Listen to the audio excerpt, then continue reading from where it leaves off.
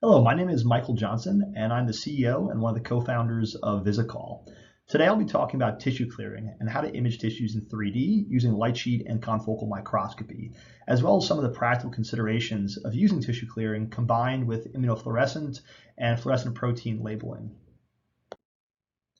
Before I dive into the presentation, I want to provide some detail on Visikol. Visikol is a contract research services company that's focused on multiplex immunolabeling and digital pathology, high content screening, 3D tissue imaging, and 3D cell culture assays.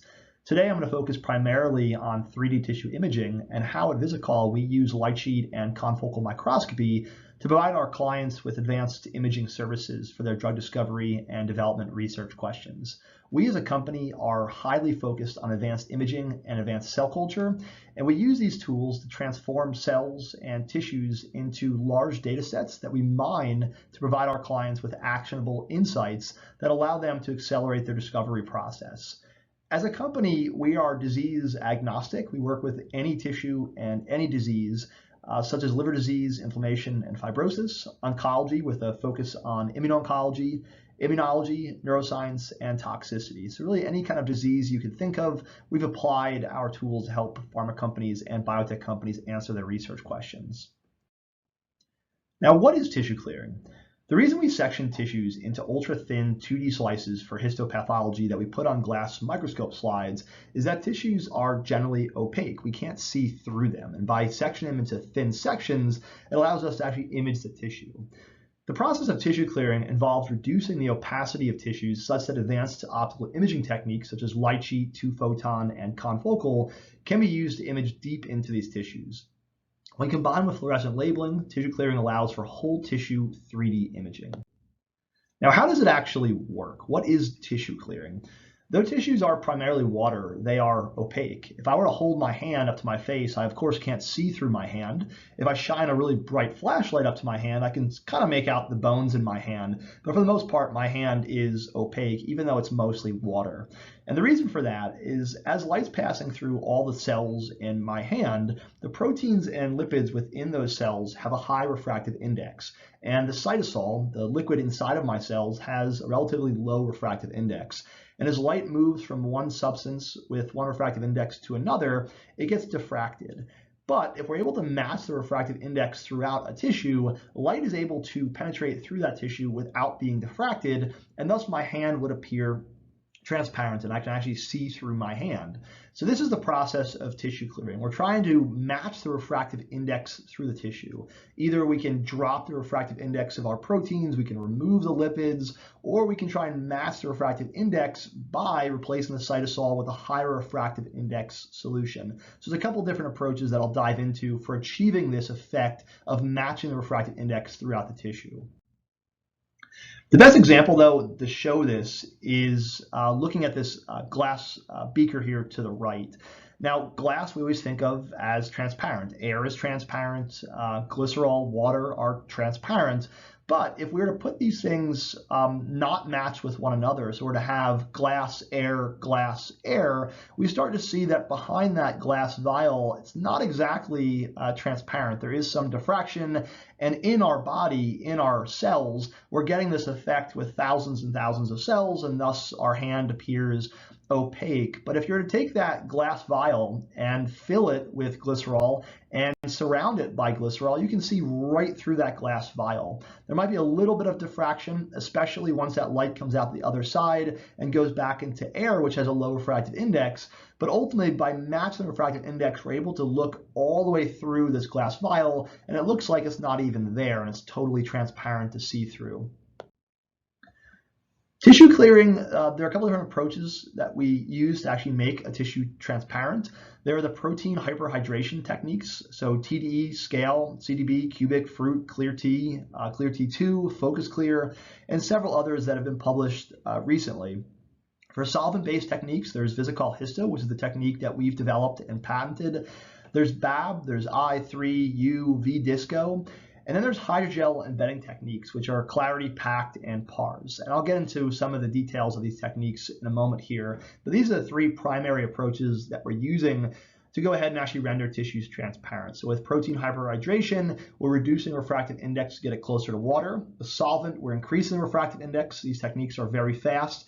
And with hydrogel, we're removing lipids and placing the proteins into a hydrogel scaffold.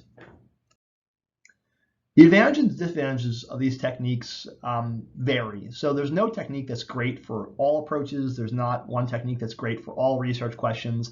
This depends a lot on what your research question is, how the tissue is labeled, what your budget is, what level of resolution you need. And not one technique is best for all applications. So the first consideration is compatibility with labels. Not all techniques are compatible with immunofluorescence, fluorescent protein, and dyes. The equipment that's needed. Some techniques require expensive equipment. Some techniques just require a falcon tube and a pipette. So it really depends on what exactly equipment is needed for your approach and what your budget is. Time for clearing. Times for clearing can vary considerably, from a few hours to a few weeks to a few months, depending upon which technique that you're using. Preservation of tissue morphology. Some of these techniques will cause tissues to swell, to shrink. Depending upon your research question, shrinking might be a good thing, swelling might be a good thing, or it could ruin your tissue and the architecture that you're trying to look at. So this depends a lot on what your research question is. Some techniques are teratogens and or highly toxic, and we don't want to work with those in our lab on a regular basis. We certainly don't want those in an open container on a light sheet. So really depends on some of these techniques and their toxicity. Compatibility with well plates. Many techniques are not compatible with well plates. Solvent techniques in particular, outside of Visikol histo, are not compatible with well plates and will just melt through the polystyrene plates. So this makes them very incompatible with 3D cell culture models and anything that's plate compatible. And then lastly, this is one that folks typically don't think of, but intellectual property concerns. There are several techniques that are patented. For example, the disco techniques, which contain DBE, are patented and really can't be used in a lab without permission from the university that has that patent. And there are several others as well. So while there are techniques that are described in the literature, many of them are actually patented and can't really be used in your labs. This is something definitely to check on when thinking about adopting tissue clearing. And of course, consult your university legal office or your legal team to make sure that you do have the right and ability to use the tissue clearing technique that you're trying to employ in your lab. Solvent-based techniques. So these techniques vary depending upon how they're set up, but for the most part, they're very fast. They're typically compatible with immunostatin. They will, for the most part, quench fluorescent protein over some period of time, but can be used with fluorescent protein. We're typically trying to image very quickly after clearing, and during the tissue processing approach, we're typically avoiding methanol and working with T-butanol or ethanol at 4C to avoid some of that quenching of the fluorescent protein. The clearing time is very fast. They will tend to cause some shrinkage of the tissue. It can be severe or it can be really minor, but there will be some shrinkage with these approaches. They will sometimes preserve lipids, other times will not. Lipids will be removed. But not completely removed. So for the techniques that are removing lipids, you will have some removal, but not all the lipids are actually being removed. And then for toxicity versus or teratogens, some of these are actually teratogens and are not the safest to work with. Overall, though, always check with your EHS professionals at your university or your company to make sure these are safe to use in your lab and meet the requirements for your EHS department. Aqueous hydrating techniques are very commonly used. These are some of the first techniques that came out in literature for looking at whole brains.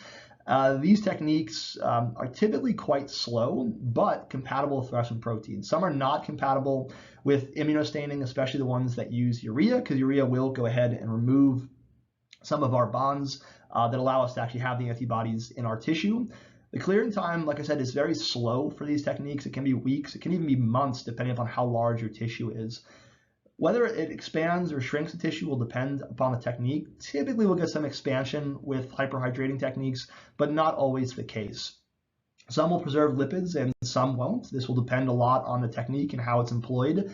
And then lastly, these tend to have low toxicity and not to be teratogens, but for clear T2, these are teratogens, and thus we want to be safe when we're working with these and make sure we meet our requirements from our EHS department. The hydrogel embedding techniques are some of the ones that have gotten the most press. When Clarity came out in a Nature publication, it had a lot of press and a lot of buzz around it because it was one of the first examples of clearing a whole mouse brain and imaging in 3D. These techniques are compatible with immunostaining, they're compatible with Western protein. The clearing time varies. It can be days to weeks. There can be some expansion, some shrinking. The lipids are absolutely not preserved. These processes typically work by removing the lipids and embedding our proteins in a hydrogel. And we are using acrylamide, so there is some toxicity associated with these techniques. But ultimately, with hydrogel embedding techniques, they render a brain incredibly transparent, but require expensive equipment. They can take a really long period of time. They're low throughput, and they're also very complex to actually execute and use in one's lab. But ultimately, the brain that we get from these will be very clear. It's just a very challenging type of approach to pull off in your lab and to do in a reproducible manner with any significant sample size. Now, I'm going to dive into next practical considerations for adopting tissue clearing. What should we think about when we adopt these techniques in our lab? What are some pluses? What are some minuses? And what are just general considerations? The first of which is tissue size. Most researchers reach out to us about a project and want to clear an enormous tissue. They want to image it in 100x, but really the main consideration that we always have to think about with tissue clearing and 3D imaging is while we could image and label whole mouse brain, for example, and image at a very high resolution, that creates an enormous amount of data, and we always want to make sure and we're minimizing how much data we collect because that turns into cost, it turns into time. So we're always trying to work with the thinnest piece of tissue possible, lowest resolution, and fewest number of labels to answer our research question, because the amount of data that we can generate is enormous, but should we generate that data is always the question. For us, we see a common mistake with researchers that they try and adopt tissue clearing and jump right into a whole mouse brain and a giant piece of tissue. And the problem they have is that their labels don't quite get in, they can't quite clear the tissue, they can't quite image through it. So we always suggest that researchers start small, start with thin pieces of tissue like a 1 millimeter section, which can be imaged on most confocals and doesn't require special equipment to image. Instead of jumping into a whole mouse brain, for example, and spending enormous amounts of time and money trying to get labels to penetrate. If your labels aren't going to penetrate past 500 microns, you want to know that before you dive into a whole mouse brain and waste a whole bunch of reagents trying to get those labels to actually penetrate. So always start small and start with the smallest piece of tissue possible. While you can image a whole mouse brain, should you is always the question. If it's much simpler, much quicker, and much less expensive to look at thinner pieces of tissue and to extrapolate from multiple pieces of tissue instead of looking at one single giant piece of tissue. Not all antibodies are created equal. We try and choose antibodies that are validated for IHC. We look at different antigens. We try and look at fragments, whole molecules. And for monoclonal versus polyclonal, monoclonal has less background but potentially less signal, whereas polyclonal, possibly higher background but brighter signal. Some commercial antibodies do not work in 3D. For example, some GFAP has no signal and others has great signal. So it really depends upon which antibodies you work with. We try and screen lots of the antibodies when we're looking at a new assay or a new tissue type.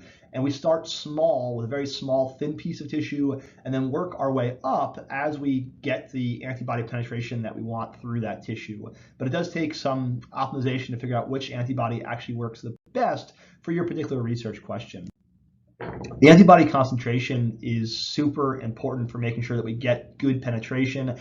If it's too high, we're going to get the antibody stuck on the outside of the tissue. If it's too low, we're just not going to get the signal we want. So there's a certain range that's ideal for tissues. Typically 1 to 50 to 1 to 250 for primary antibodies at 1 mg per ml stock solution. And like I mentioned, with too high of concentration, you get a ring of intense staining around the outside of a tissue. The labels actually penetrate subsequent labels from penetrating into the tissue, and we get a dense ring. And this, of course, is going to go ahead and absorb a lot of the photons, and we're just not going to see anything deeper into the tissue. And then too low, we're just not getting the signal that we want. So the optimization of concentration is super important to making sure that we can actually get an antibody into our tissue. But it's a balancing act. If we see our optimum concentration on the left here versus a concentration that's too high, with too high of concentration, we start to get the antibody bound on the outside of the tissue. This blocks the subsequent antibodies from getting into the tissue. Whereas with our optimum concentration, we're able to get penetration into our tissue. We're not getting bound at the outside, and we're not getting a dense ring of labeling on the outside of the tissue. So this is, of course, a balancing act. It takes some optimization. But again, this is why we don't jump into a super thick piece of tissue and waste a whole bunch of reagents on trying to get the antibodies to penetrate into that tissue. Some antibodies just won't penetrate deep into a tissue at all. And we want to know that before we dive into a large piece of tissue. Our approach typically for doing this is cutting 100 to 300 micron thick sections of a tissue of interest. We process them through our typical antigen retrieval steps. We block tissues in blocking buffer. We incubate tissues with varying concentrations. We examine tissues with a regular epifluorescent microscope for specificity and intensity of staining. And then we cut a vertical wedge of 100 to 200 microns and flip it to look perpendicularly to examine for completeness of staining to make sure it's actually penetrating, so we can know early on if our labels are actually getting where they want to go.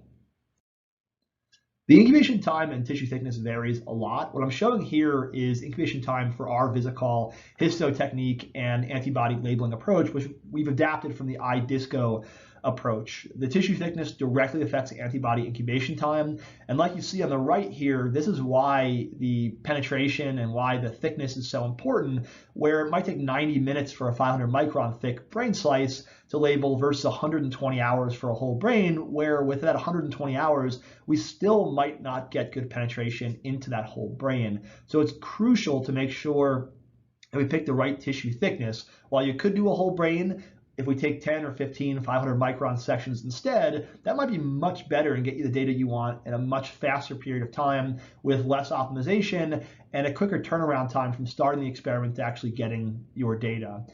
If you want to incubate for longer, that's always an option. You can definitely do that. It'll just extend the time period for your experiment. Tissue porosity is what affects how our antibodies are really penetrating into our tissue. It's lowered in denser tissues, of course, connective tissues, collagenous tissues. Tissues meant to compartmentalize fluids like the liver, kidney, and some lymphatic tissues can be really challenging to label and have poor porosity.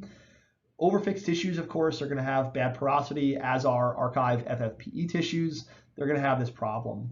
The easiest tissues to label with our Visikol histo approach and to get antibodies into are the brain, nerves, muscle, lung, placenta, mammary tissue, and adipose tissue. Difficult tissues tend to be the intestine, liver, kidney, and lymph nodes, like I mentioned. But we can improve the penetration in difficult tissues using the permeabilization buffer that we've developed, which is available through our Visikol histo kit and also through our website, which increases the porosity of tissues without damaging the tissues and allows for labels to get deeper into tissues. But it's always a balancing act, because if we open up a tissue too much, we can destroy or damage the morphology and overall architecture of that tissue in the hopes of getting our antibody to penetrate, where the antibody might penetrate, but overall architecture could be degraded, which is not going to be good for having data that we can use for any meaningful type of research question. The question we always get is around direct versus indirect labeling. So indirect labeling using secondaries will go ahead and increase the processing time. So we're going to have to do the primary and then the secondary. So our overall labeling time is going to double compared to direct labeling. But the problem with direct labeling is that with thicker tissues, direct labeling is just not going to give us enough signal. So the deeper we get into the tissue, we're just not going to see that signal coming back out of the tissue. So for thinner 100 to 300 micron thick tissues, we can probably get away with direct labeling, but much beyond that, we're not going to get the type of signal coming back that we need to actually image our tissue in 3D. And it's going to look like we might not have antibody penetration, but in reality, it could just be not enough photons getting back to our detector. So direct labeling is definitely limited with depth and how thick a tissue actually is. Autofluorescence is always our enemy in any kind of fluorescent-based imaging. There are many pigments that will cause fluorescence in our tissues.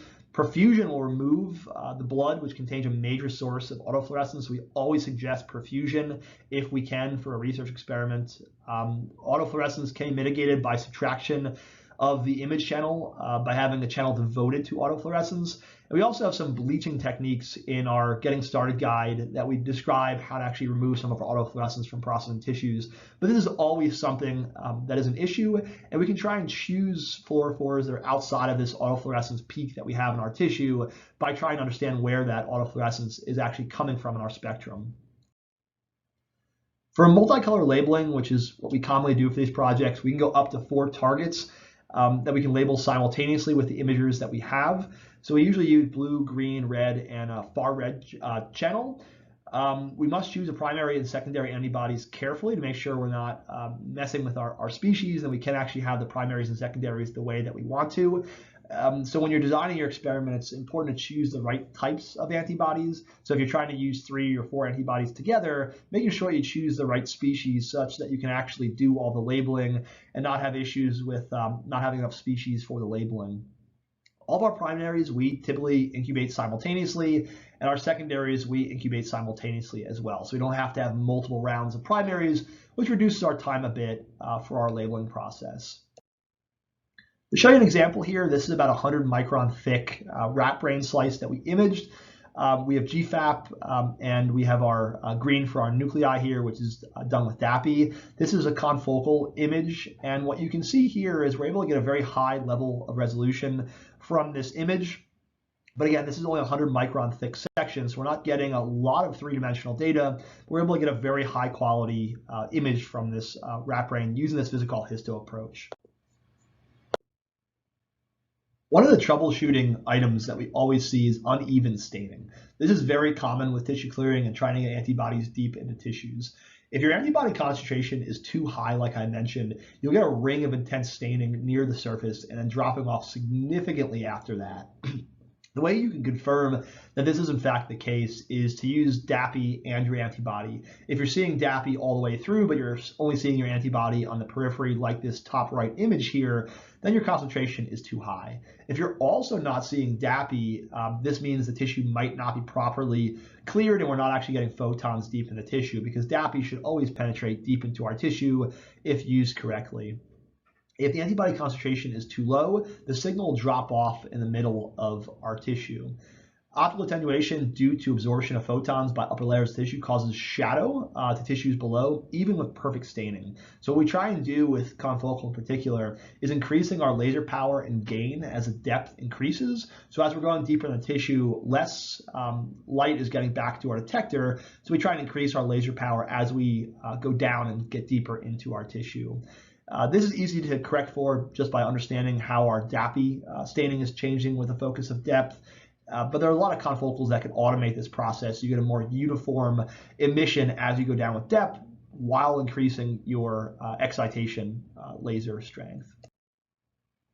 Imaging modality, there's a lot of different types of imaging systems, confocal, light sheet, 2-photon systems, for imaging tissues in 3D. At Visikol here, we use a lot of confocal and also a lot of light sheet microscopy for imaging tissues in 3D. They're both set up though for different types of use cases. Confocal is ideal for high resolution imaging of relatively thin tissues, typically 1 millimeter or less. It's great for well plates, it's great for 3D cell culture models, organoids, but it's really limited for larger tissues. So if we want to look at a hemisphere of a brain, a whole mouse brain, whole rat brain, confocal is not the best option for those types of research questions, where light sheet is. So light sheet's much better for lower resolution, large volume imaging. You can use both for both types of questions. It's just less ideal to use confocal for bigger tissues just because it takes a long period of time and causes photobleaching. You can use light sheet for high resolution imaging, but it tends to be a bit slower and just not ideal for sample prep. So it depends on what you're doing, but generally light sheet's better for large tissues, low res, confocal, thinner tissues, and high res. But depends again on your research question and the availability of the instrument that you have access to. So if you only have access to an inverted confocal with air objectives, you cannot use tissues that are thicker than 1 millimeter of depth, just because you won't see past 1 millimeter or so with your working distance, and also the spherical aberrations caused by an air objective with imaging a clear tissue. So the type of instrument you have might dictate what kind of processing you can do with your tissues. It's always important to think from the end and work your way back to which approach you should actually work with. Also, some confocal microscopes, which have dipping objectives and light sheets as well, might not be compatible with your tissue clearing approach depending upon which solvent it is. So that's always important to check as well with your manufacturer. The amount of data to be generated is a really important consideration. While it's great to get super high res imaging of a whole mouse brain, if it's 10 or 20 gigs and you don't have the software to render, to process, to analyze that data, it's going to be almost meaningless to you. So we're always trying to figure out what level of data, what level of resolution do we need for our research question, because more data is most of the time not better, it's actually worse. Transferring the data, processing it, it's a real bottleneck. More data results in lower sample sizes, longer image acquisition times, higher costs, and more data to process. And frankly, one of the issues now with COVID is a lot of folks are working from home. A lot of our clients are working from home on regular laptops, and they can't open up a 10 gigabyte image on their laptop. They can't render it. They don't have their imaging core software to process it. So this can be a real bottleneck. So trying to figure out what is the minimum level of detail and resolution we need for our research question is really important for mitigating the size of data and then also the cost of the assay that you are running. And then the data processing, once the data is generated, researchers can decide to interpret the data qualitatively or quantitatively. Some of our clients just want a video. They just want to see where their viral transfection is occurring in the brain, for example, which is very qualitative. Or they might want a quantitative count for how many astrocytes there are, what expression we have of a particular protein of interest within a brain. For these types of questions, we might not need to render the data. We might be able to process that just as a stack, but it's good to know what you're reporting, what your readout is from your assay ahead of time, such that you can mitigate exactly the amount of data that you need to generate, where in the brain that you need to image or where in a tissue you have to image, whether it's a whole tissue or if we're going to look at a low res image of a large piece of tissue and then high res of smaller pieces of tissue. This reporting data processing is really important when thinking about how to design your experiment. So it's crucial to think about the end game when you're designing your experiment at the beginning to make sure that you're not going really too far beyond where you need to go with cost and throughput and complexity.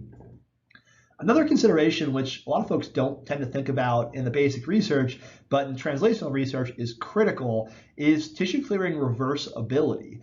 This process of tissue clearing, depending upon which technique you use, can actually be reversible, meaning that after you've rendered a tissue transparent, you've labeled it, you've imaged it, that you can actually wash the transparency out of the tissue and then process that tissue using traditional histopathology. The reason this is important is you want to make sure the data you've generated in 3D is actually indicative of what's there. If you've damaged the tissue in the process of clearing it, it's going to be really challenging to know if the data you've generated is worthwhile and useful. With our approach to the Visikol histo technique that we've developed, we're able to reverse the tissue clearing such that we can do 3D imaging, wash out the tissue clearing, and then go ahead and do traditional 2D IHC, we can do H&E, and we can validate that the morphology is preserved, the epitopes are preserved, and the type of staining that we're seeing in 3D is the same type of staining that we're seeing in traditional histopathology compared to the gold standard. So this is really important for translational research. If you're ever applying tissue clearing in the clinic, this is going to be crucial to show the data you're getting is actually valid data for your research question. The technique that's best for your application, though, depends upon your specific type of imager, your research question, your requirements. They're not all ideal for all research questions. The solvent-based approaches are very fast, but might not be compatible with the fluorescent protein you're working with. They also might not be compatible with your microscope. The aqueous techniques can be very slow, but they can get you the data that you want, and they probably will be compatible with your light sheet or your confocal system and your dipping objectives. The hydrogel embedding approaches might give you a super clear tissue for your research question, but could take a really long period of time to actually execute and could have a lot of cost involved with getting those assays up and running. So it really depends on what you need to do, what system you have, what your budget is, how many tissues you want to process, and exactly what format you're looking at. If you're looking at a whole mouse brain or if you're looking at a 3D cell culture model, both those techniques, both those research questions would dictate using very different techniques. So it really depends upon what exactly you want to do for your research project. To give you an example, this is a really cool project from researchers at UPenn that are looking at tissue clearing, looking at the brain. And specifically, they're interested in Parkinson's disease and trying to understand axonal pathways in the brain and seeing if after we have one part of the brain that's no longer connected to another part of the brain, if we can reconnect those regions using these neural tubes that are engineered tissue constructs that this lab is working on at UPenn. At UPenn, this research group, our main collaborator here is Casey Cullen and Justin Burrell. They've developed a workflow using our Visikol histo approach where they're taking sections 500,000 microns thick from the brain, and they're looking at those using immunostaining, confocal microscopy, and then reversing the tissue clearing and do traditional histopathology after to validate the results that they're seeing. And they've used this technique reproducibly to image these tissues in 3D and to understand how these engineered constructs that they're putting into these brains are actually healing into the brain, and what is happening with the connections in the brain after healing, and how effective this treatment is for looking at Parkinson's and reconnecting different regions of the brain. They're looking at up to 5 markers at a time, including DAPI. And again, this is a very reproducible technique that they're employing on a regular basis in their lab to look at brains and to characterize this specific engineered construct that they have. But tissue clearing can be used for a wide range of different research questions. It can be used for very small tissues, very large tissues, and all different types of tissues and disease states. So if you're interested in learning more about tissue clearing and 3D imaging, you can definitely reach out to me. I have my email provided here, and I can connect you to our team to discuss your research project. Or if you're interested in working with us on one of your research projects, we can definitely help you out through a contract research service offering. So thank you for your time, and feel free to reach out if you have any questions at all. Thank you.